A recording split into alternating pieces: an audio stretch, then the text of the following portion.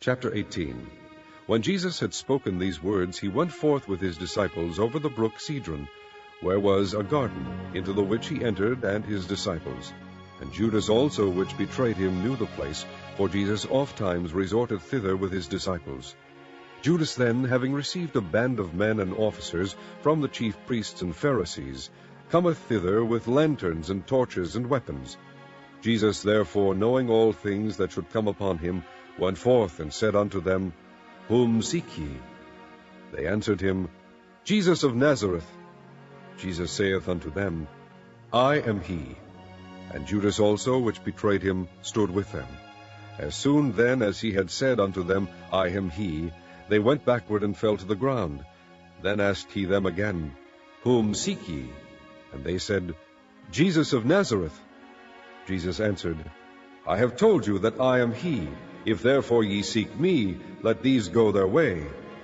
That the saying might be fulfilled which he spake, Of them which thou gavest me have I lost none. Then Simon Peter, having a sword, drew it, and smote the high priest's servant, and cut off his right ear. The servant's name was Malchus. Then said Jesus unto Peter, Put up thy sword into the sheath. The cup which my Father hath given me, shall I not drink it? Then the band and the captain and officers of the Jews took Jesus, and bound him, and led him away to Annas first, for he was father-in-law to Caiaphas, which was the high priest that same year. Now Caiaphas was he which gave counsel to the Jews that it was expedient that one man should die for the people. And Simon Peter followed Jesus, and so did another disciple. That disciple was known unto the high priest, and went in with Jesus into the palace of the high priest. But Peter stood at the door without.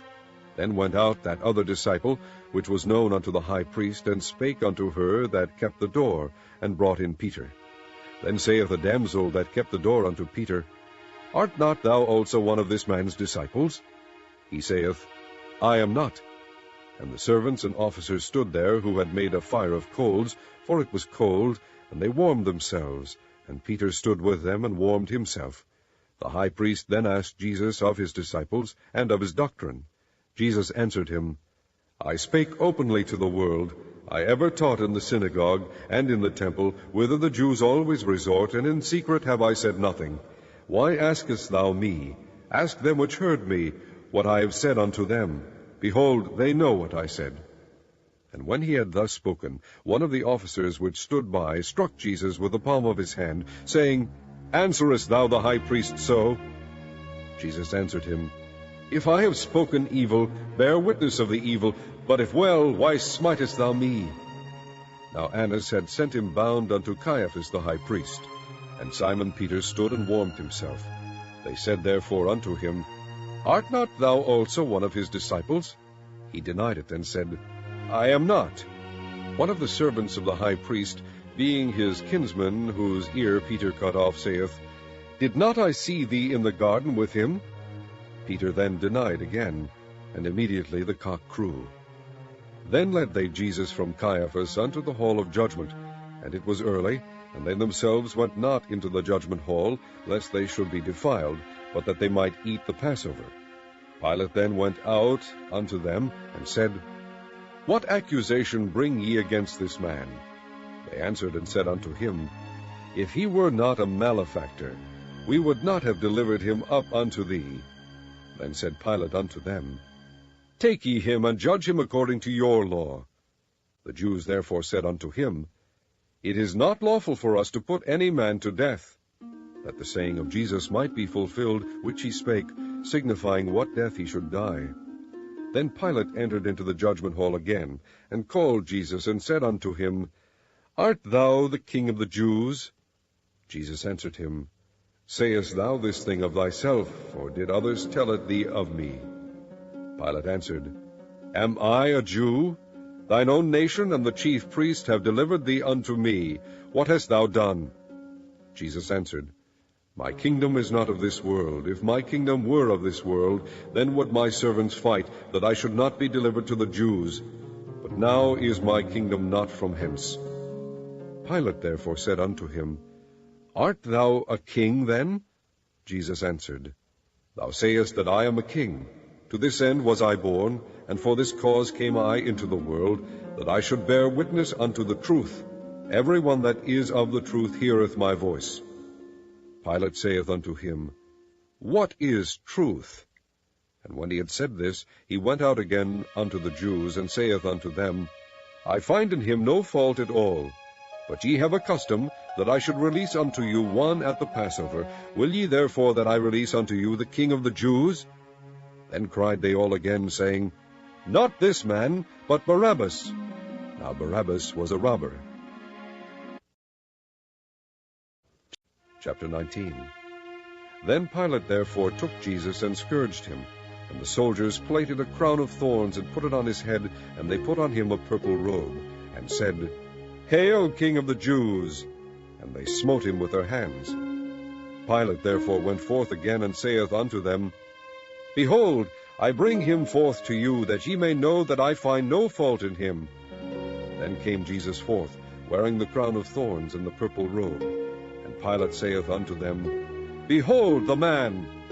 When the chief priests therefore and officers saw him, they cried out, saying, Crucify him! Crucify him! Pilate saith unto them, Take ye him, and crucify him, for I find no fault in him. The Jews answered him, We have a law, and by our law he ought to die, because he made himself the Son of God. When Pilate therefore heard that saying, he was the more afraid, and went again into the judgment hall, and saith unto Jesus, Whence art thou? But Jesus gave him no answer. Then saith Pilate unto him, Speakest thou not unto me? Knowest thou not that I have power to crucify thee, and have power to release thee?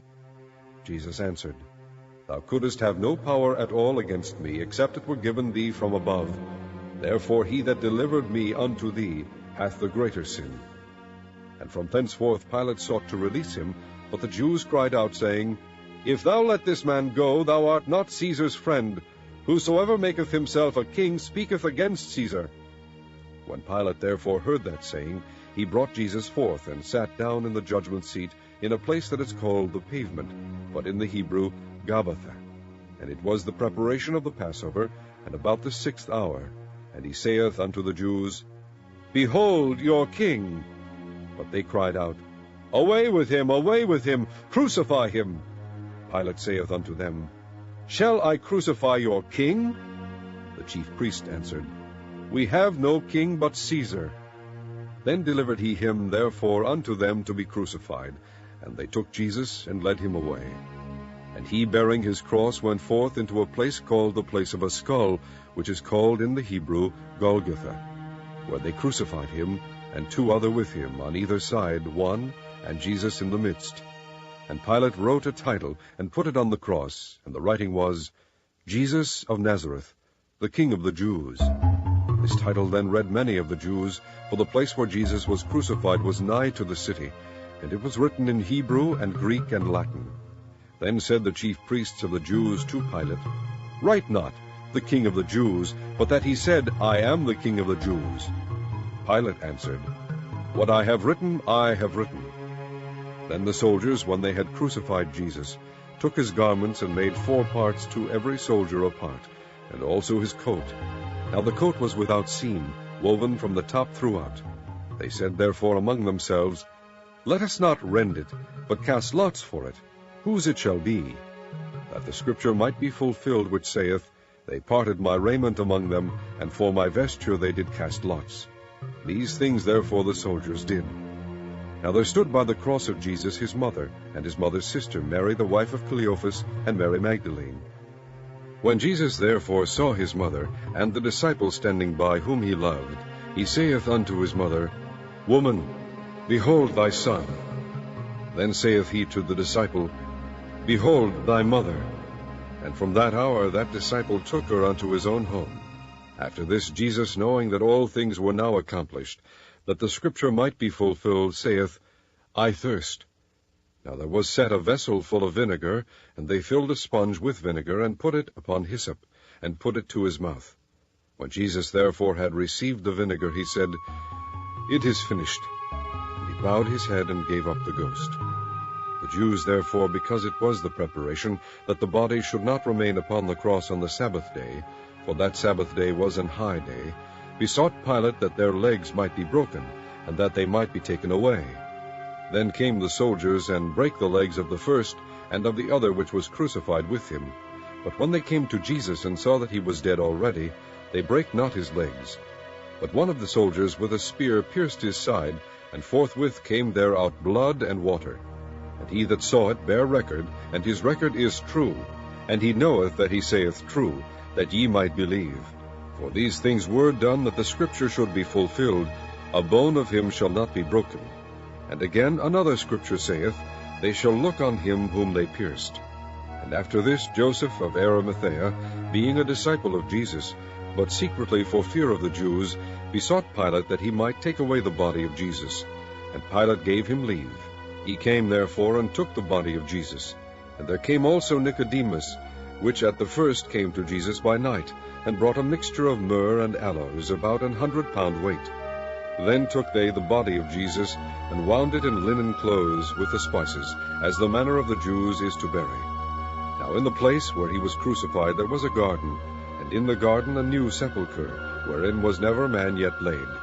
There laid they Jesus therefore, because of the Jews' preparation day, for the sepulchre was nigh at hand.